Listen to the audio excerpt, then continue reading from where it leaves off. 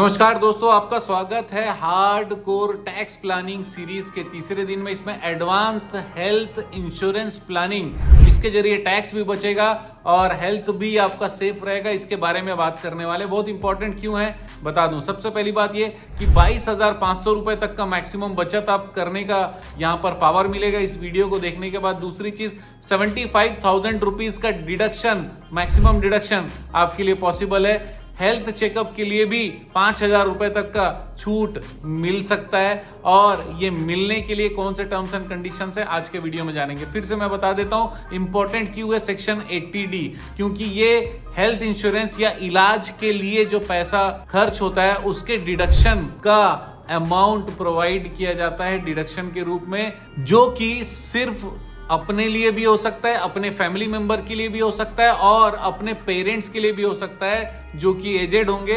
तो कैसे डिडक्शन दिया जाता है, सबसे पहली बात समझते हैं। अगर कोई फैमिली मेंबर है, कोई भी फैमिली मेंबर पेरेंट्स के अलावा जो 60 इयर्स के नीचे है, तो वहां पर सारे फैमिली मेंबर का मिलाकर 25,000 रुपए तक का डिडक्शन पॉसिबल है। वो सारे लोगों का जो 60 इयर्स से नीचे हैं, सबका मिलाकर 25,000 रुपए। लेकिन पेरेंट्स जो उनके माता पिता हैं, जो कि 60 साल से ऊपर अगर हैं, तो 50,000 रुपीज का एडिशनल डिडक्शन पॉसिबल है। इसका मतलब खुद के और 60 साल से नीचे वाले जितने भी फैमिली मेंबर है उनका टोटल कितना हुआ, 25,000 रुपए।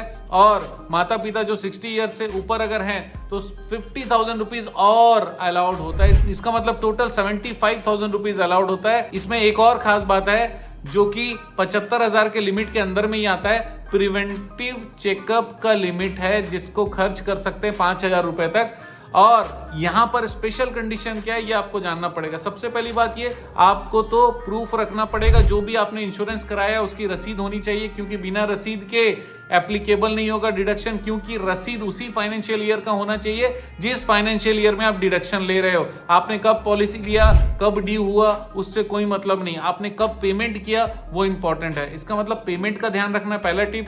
दूसरा चीज ये कि आपको ये ध्यान रखना है कि उसका प्रूफ होना चाहिए, रसीद। तीसरा टिप ये कि जितना भी पेमेंट आप करेंगे नॉन कैश मोड में होना चाहिए। इसका मतलब बैंक के थ्रू करिए या ऑनलाइन पेमेंट करिए, ट्रांसफर करिए, नॉन कैश में होना चाहिए। ये चीज इंपॉर्टेंट है। लेकिन यहां पर एक रियायत है कि अगर प्रिवेंटिव चेकअप करते हैं जो कि 5,000 रुपए का, जिसमें मैक्सिमम छूट मिलता है, वो कैश में किया जा सकता है। क्योंकि कई बार ऐसा होता है कि डॉक्टर्स के पास जाते हैं तो उस समय वो ऑनलाइन डिजिटल पेमेंट नहीं लेते हैं, क्योंकि डॉक्टर अच्छा है तो हमको पेमेंट कैश में करनी पड़ जाती है। ओवरऑल बॉडी चेकअप हो या कोई बीमारी का चेकअप हो, प्रिवेंटिव चेकअप हो, उसके लिए कैश पेमेंट किया जा सकता है। क्यों? क्योंकि ये जो लॉ है पूरे भारत में एप्लीकेबल है। भारत में हर जगह यूपीआई चलेगा, जरूरी नहीं है हर जगह पर आपके इंटरनेट चालू है, ये जरूरी नहीं है। इसीलिए जो चेकअप है जिसके कारण बीमारी पता चलती है, एटलीस्ट उसके ऊपर में ये छूट देकर भारत सरकार ने तो बढ़िया काम किया। लेकिन आपके लिए खास बात क्या है,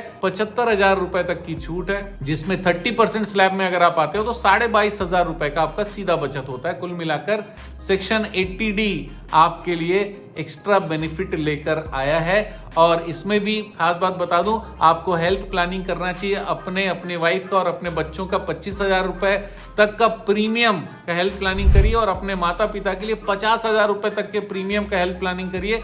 वो सारा प्रीमियम मिलाकर पूरे के छूट ले सकते हैं और आपको टैक्स में फायदा होने वाला है। तो दोस्तों, सेक्शन 80D आपके लिए आज आसान हो गया होगा, मुझे ऐसी उम्मीद है। अगर आपको अच्छा लगा तो फिर लाइक जरूर कीजिए, कमेंट करिएगा गुड या अच्छा है, और सब्सक्राइब जरूर करिए। आप जानते हैं हमारा मिशन है हमेशा आप लोगों की मदद करना। तो इसी सीरीज में अगला वीडियो आपका इंतजार कर रहा है, देखते रहिएगा, बने रहिएगा हमारे साथ। आपका दिन जबरदस्त हो, शुभ हो।